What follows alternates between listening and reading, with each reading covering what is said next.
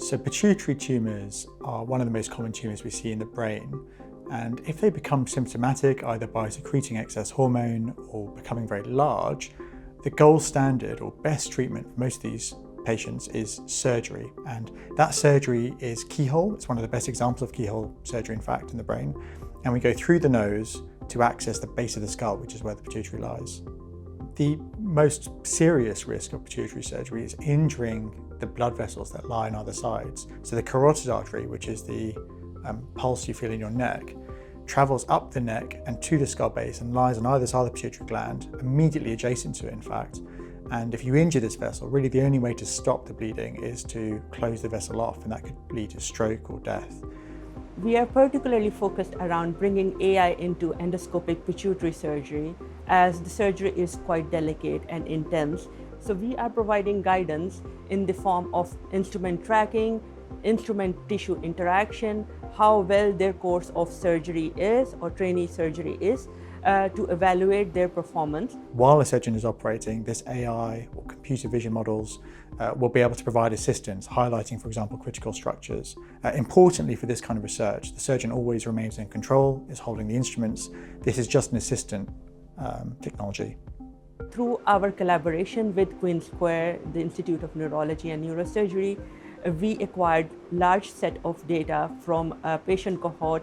These annotations of the data was carried out, which then helped in developing and designing our innovative softwares and solutions. So knowing that it's been trained on hundreds of videos and has the experience of hundreds of surgeons, and seeing what it might recommend in terms of, oh, that structure is there, maybe you should reconsider what you're doing at that particular point. There's so many different ways that you can take this technology to help us during the operation to make it safer and more efficient.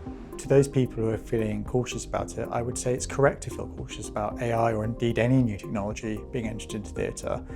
And I would reassure those people that we think very hard about the safest way to implement these technologies into our practice.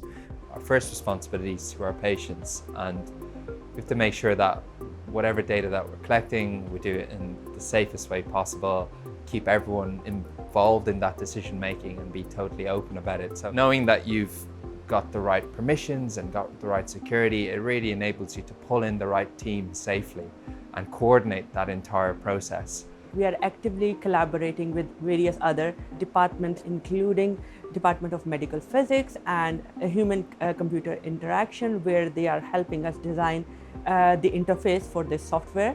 We are also collaborating with NVIDIA, who has provided us computing resources for bringing our solutions into clinical settings for better clinical translation.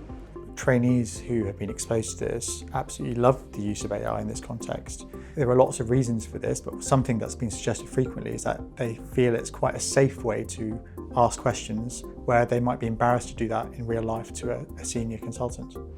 The goal of my research is to see whether using this AI can make our surgical performance better, make our training better, and ultimately deliver better care for patients of the future. Going forward, we want to scale this project to multiple centers, moving towards preclinical trials that can help us journalize our models. The technology that we are developing will be integrated into the surgical workflow, which will help the surgeons to perform much more informed decisions, as well as it will help the trainee surgeons in various steps of the surgery, helping them improve their training curves.